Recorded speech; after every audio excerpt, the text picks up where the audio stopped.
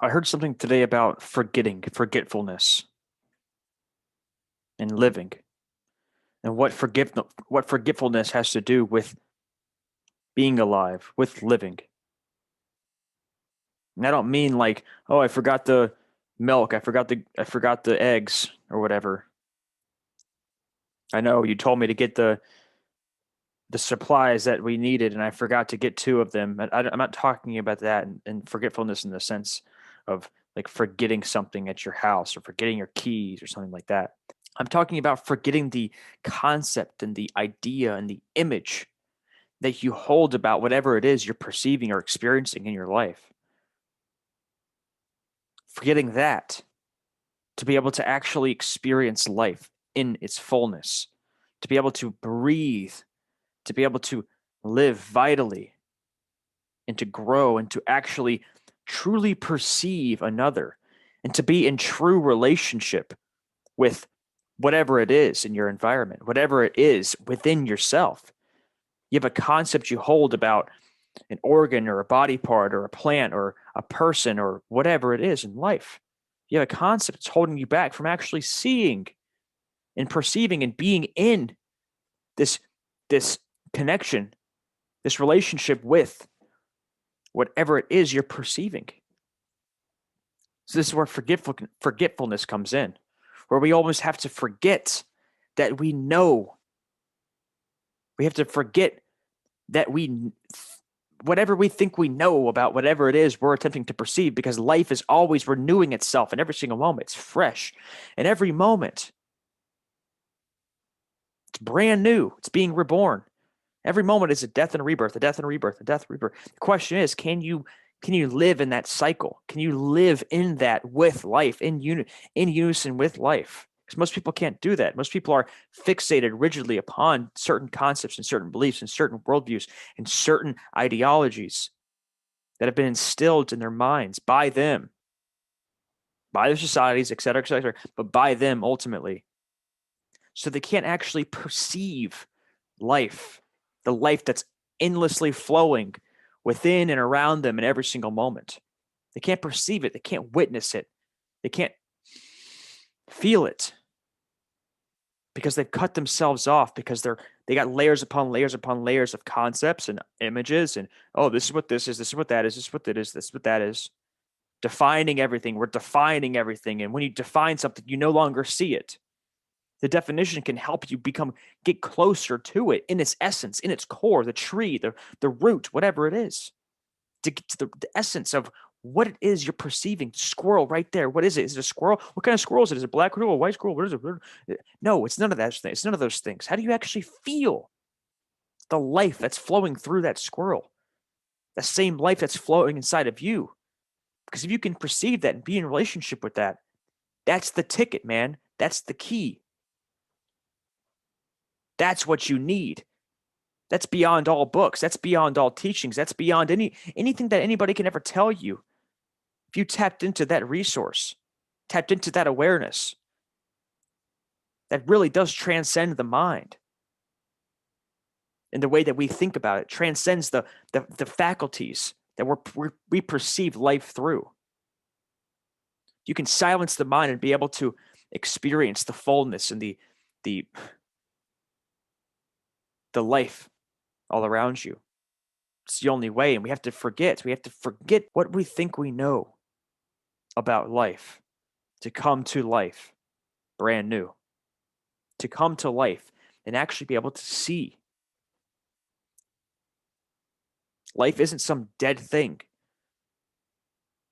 There's nothing in this reality that's some dead thing.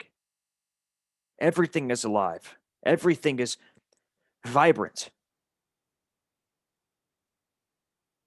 And just because many people, many people on this planet can't sense that, they're not sensitive to that fact, that truth, that everything is alive, just because they can't sense that, or just because they've been programmed to not believe that, or not to subscribe to that, and not to feel.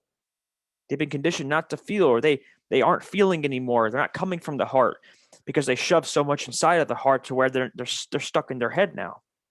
They can't see that, so they project their beliefs and their worldview upon other people and upon the internet and upon life to make themselves feel better, to bring other people and bring other people down, and not to be able to not live fully in every moment, to not be able to live fully, period. It's like, most individuals are like weeds, they're like fucking weeds. They're just, clogging up the garden. They're clogging up what's going on. They're just infecting and infesting. And, you know, in the conscious individual that is asking questions, that's diving deep, and that wants, and that thirsts for truth, and that thirsts for, something like freedom, if you want to go into that, or just life in general, love, connection, that wants that. That it's right there. It's growing, that flower. It's that tall flower in the midst of the weeds. And the weeds are just trying to convince it, say, you're this, trying to attack the flower, bring it down, bring it down, bring it down, bring it down to our level, because that's the only way we can feel better. It's like a belief. It's like a toxic belief. A belief needs reinforcement. A belief requires reinforcement because it has no stability. It has no real essence in and of itself. It's empty. It's void. It's devoid. Truth stands alone. Life, truth, stands alone. It doesn't need reinforcement. It doesn't need followers. It doesn't need people constantly convincing itself that it's, oh, you're right, you're this, you're that, you're this. Oh, here's more reinforcement. No, only beliefs need that. Only the weeds need that. The individuals that aren't strong in themselves, that have no courage until they get behind a keyboard. It's not courage. They have no spine. They killed themselves a long time ago because they were trained to from birth, and now they don't want to actually integrate their true self. They don't actually want to dive into their shadow and do that work, that painstaking work, and they don't want to acquire the discipline and go through that whole process, the perseverance, getting into healthy habits and then dissolving the habits because it's a way of life now, because it's a way of life. People aren't willing to do that. A lot of people aren't willing to do that. They just want to remain weeds. And as long as they're surrounded by other weeds, they're having a good time. They think they're having a good time, partying it up. And as soon as they see a tall flower, they look up and they can't fucking stand it, man. And they're programmed by design. They're programmed to attempt to tear down that flower through whatever tactic they can. Through whatever tactic, manipulation, straight violence, passive aggressiveness, whatever it is. So to live as a flower, to live as a tall, growing, standing tall, that flower, to live as a flower in its fullness, we have to be able to forget. We have to be able to forget, tapping into that energy of forgetfulness. Breathing life anew in every single moment. Each breath brand new, not the same, not dull. Each time you brush your teeth, you don't brush your teeth the same. You'll never brush your teeth the same again. You'll never brush your teeth the same way that you did yesterday or that you did this morning. Never. No blade of grass on the planet is the same. But what we've done is we've convinced ourselves and we've held on to a belief in that we viewed world in such an objectified way that we see grass as just grass. It's all the same. No. Oh, no, it's not. We put things into packages. We package things up and box things up, and therefore we've boxed our consciousness up to where now we can't perceive anything past it. All we see is walls and walls and walls of concepts and ideas and words. And concepts and words and ideas and images are powerful tools to get us to this, what I'm speaking about right here. They're powerful gateways into the real, into the vital life force, infinitely abundant spiritual life, whatever you want to call it. I'm using all the juicy terms. The Tao. Get you to the Tao. How do you get to the Tao? How do you tap into that? You are that. How do you tap into it? You got to go past the concept of what you think the Tao is. You got to go past the concept, the books, the this, the that, this, all the words, all the teachings. The concept is attempting to get you past it. The concept is a tool to get you past itself. And that's where you will discover and uncover, and therefore sense, really what I want to say is feel that vitality flowing through you. And then you won't be able to help it, man. Then you won't be able to help it. Then you're going to have to go out there and talk to other people and get engaged in your community and make a YouTube channel or whatever the hell it is. You won't be able to help but plant seeds. You won't be able to help yourself, because then you're going to feel your inherent connection to all things. And now you're in that process of forgetfulness. Now you're in that process of living each moment as a brand new babe.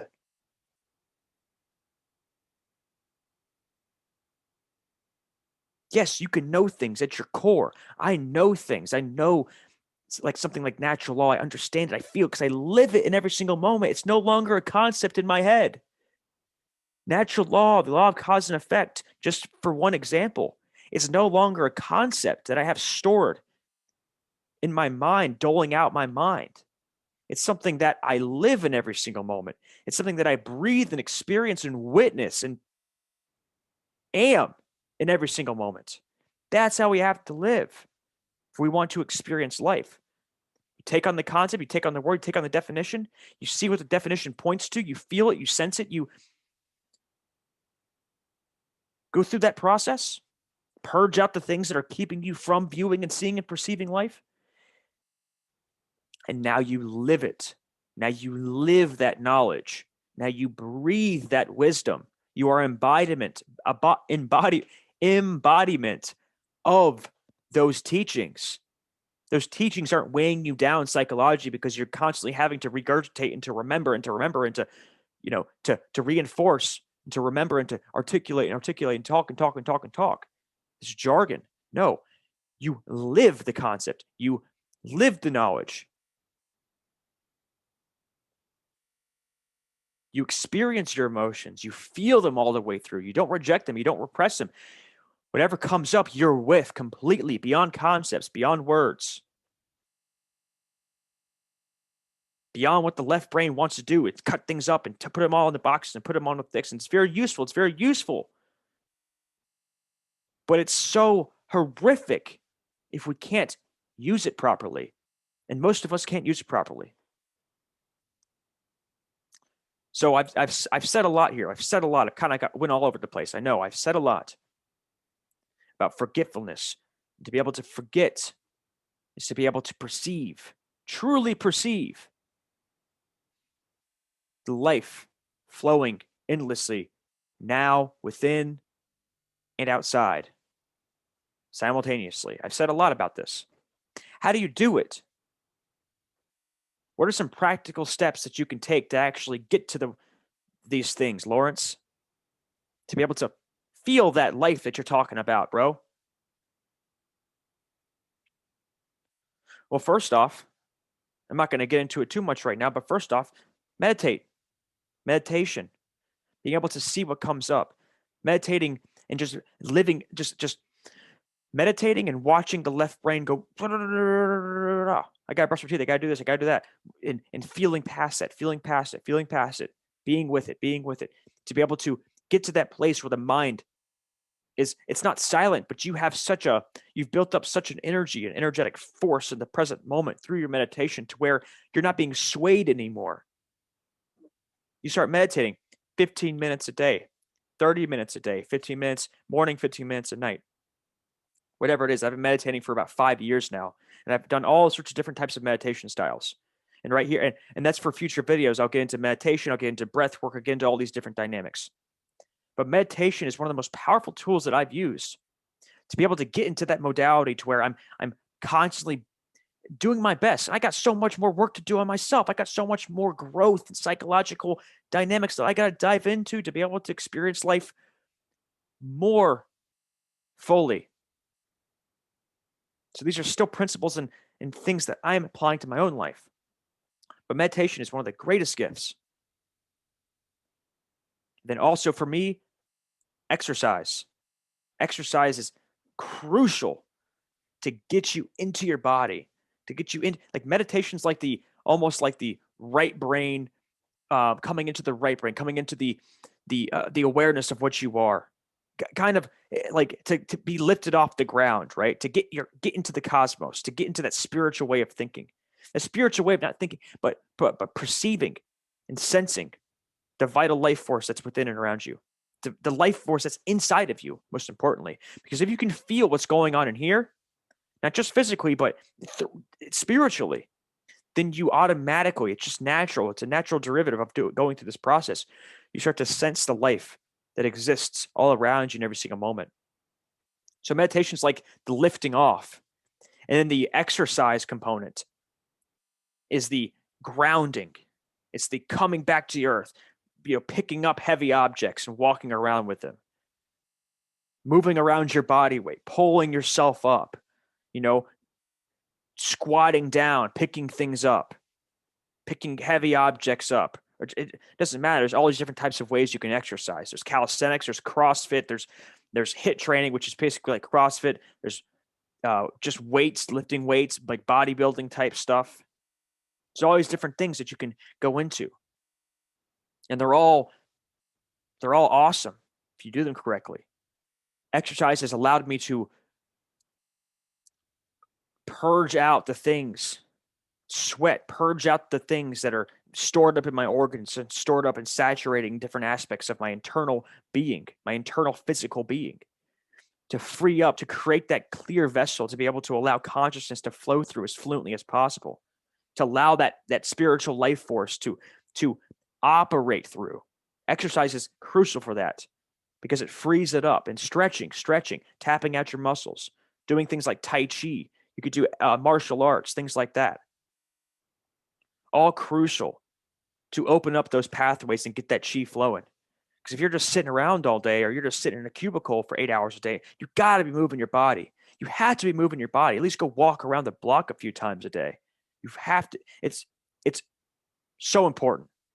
Because if you're just sitting around all day or wherever it is, there's inevitably there's blockages that are happening. Energy is becoming stuck in different areas of your body. And then that creates stress, that creates anxiety, that creates depression, that creates all different, things, these negative emotions that we're attempting to not experience. Well, we're inevitably experiencing because they're energy that is materializing, and that's becoming matter in our physical structures. So to exercise to constantly keep that energy flowing. So there's just two things that I've applied to my own life. And I continue to apply to my own life every single day to help myself to live in the moment and come into that place where I can think clearly, I can perceive sharply. And eating habits are so important. But I'm going to close this video up really quick, and I'll make more videos on these topics. I'm sure you want to hear more about this. I certainly want to share more about this because it's something I'm very passionate about. But living in that state of forgetfulness, living in that state of forgetting, it's like one more example. It's like if you watch a movie, any movie, say The Matrix. You watch The Matrix, right? I watched The Matrix a year ago. Someone goes, "Oh, have you seen The Matrix?" I say, "Yeah, I've seen The Matrix." But the thing about it is, just because I've seen it a year ago doesn't mean it means that I've seen it, but I can't approach it if I am to watch it again. Say it's been a year. If I watch it today, I go and watch it today, I can't watch it as if I've already seen it because then I'm inevitably not going to be able to actually see it. You see what I'm saying? You see what I mean? So to be able to perceive that motion picture, to be able to see what's right in front of me, I cannot live as if conceptually within my mind, I cannot live as if I have already seen it. And that's when we can tap into that forgetfulness that I'm talking about. That's when we can tap into that life force, that energy, that present moment awareness that I've been speaking about in this video. That's all I got for now. Talk to you soon.